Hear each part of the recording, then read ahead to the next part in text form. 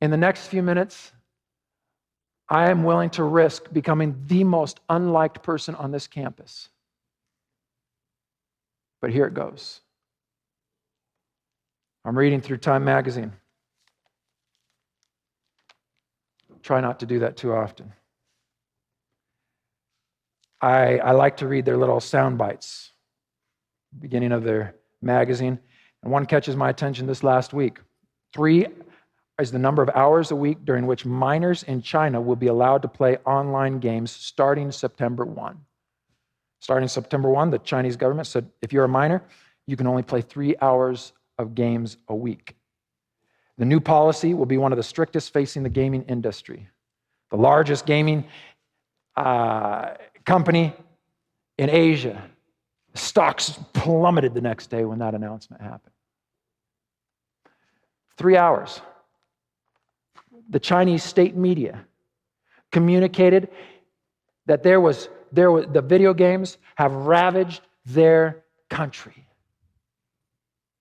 Let me tell you exactly. There are 2 words that they used. They called it electronic drugs and spiritual opium. Opium reminding the Chinese of the 1800s, when millions of Chinese became addicted to smoking opium during the country's opium wars with the United Kingdom. So they referenced back that this is a tragedy to our people, and we are going to now enact caution to keep a whole generation. Let me put their line on the screen. No industry, they're referencing the gaming industry, can be allowed to destroy a generation. Playing video games online apparently has destroyed a generation, according to the Chinese government. You don't have to convince me. I have seen multitudes of young men, especially, be destroyed because of the gaming online. I have nothing but stop it when it comes to the gaming industry. I'm telling you, I'm not going to be popular today, but you are destroying your mind and your soul. Oh, it's just a little thing. It's just a little thing. It's right. It starts with Mario Kart. Oh, I'm not ignorant. But the boys I played Mario Kart back in school are no longer playing Mario Kart. And they're justifying it. They've moved on. I'm with the Chinese state on this. No industry can be allowed to destroy an entire generation. It is spiritual opium. It is electronic drugs. Ran Tao, a psychologist there in China, says he has concluded that 85% of China's minors have some kind of internet addiction. He's not even talking just about the gaming. He's saying 85% are being destroyed. Let me put his line on the screen. This addiction to internet is enemy number 1 for personal growth. That comes from a psychologist in China and from a godless political power. Church, beloved, there is no reason on this earth that we need to excuse or defend this. Oh, some of us are glad he went there. Well, let me talk to you news junkies. Had a meeting this week where I learned more about PTSD, post-traumatic stress disorder. The exposure can be indirect rather than firsthand. For example, PTSD can occur in an individual just learning about violence or being exposed to it through words or images. Meaning you don't have to go to Afghanistan and enlist and come back and say, I've seen things that nobody else has seen, and I'm not belittling that at all. That is as real as the day is long. What I'm telling you is that our constant exposure to violence through entertainment or news is also creating PTSD, a post-traumatic stress disorder in you.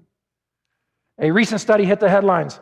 This is now a few years old, but BBC said, hey, this is recent, just a couple years old now. Social media users could develop the symptoms of post-traumatic stress disorder by viewing negative, violent, or disturbing content. I don't care if you watch CNN or Fox News, turn it off. There is not a single person in the network that is thinking about your future, your eternity in that programming. What about social media? What about social media? The public relations officer for the Loveland Police Department, met him just a couple of weeks ago. His wife is a psychologist in Greeley. He says the number one cause of patients landing in her office is Facebook.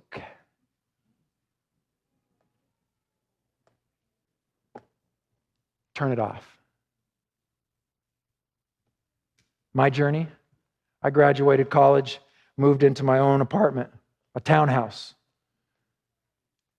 Next came invitations to sign up for services. I got a brochure in the mail that said, for $1, you can have cable for 6 months. For $1, why wouldn't you spend $1 to get 700 channels of stuff that maybe you would need on God bless my mother, who literally threw out our TV when I was a child onto the sidewalk.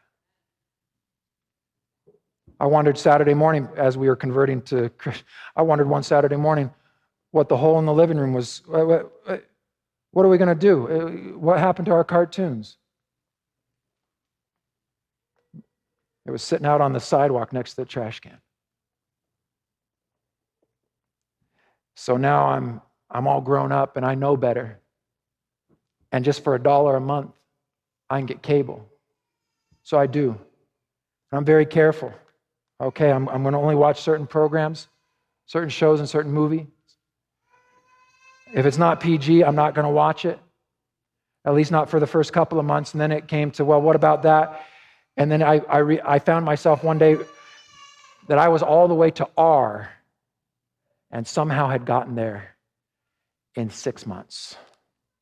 David's standing on his roof, and he had gotten to R, not because of a day, but because of months and even years, little by little. Messages from cookies he had been eating, informing his heart. So what I'm going to say to you next, I wrote down word for word. I make no apology for this. Let me put it as direct as I can. We spend way too much time and foolishness trying to excuse or accept what even a godless political power sees as destructive. And we in the Christian church try to baptize it over and over and over. What you watch, what you listen to, what you wear, what you say, what you hear, what you read, what you participate in, what you do, informs your heart over and over and over and educates you one direction or the other.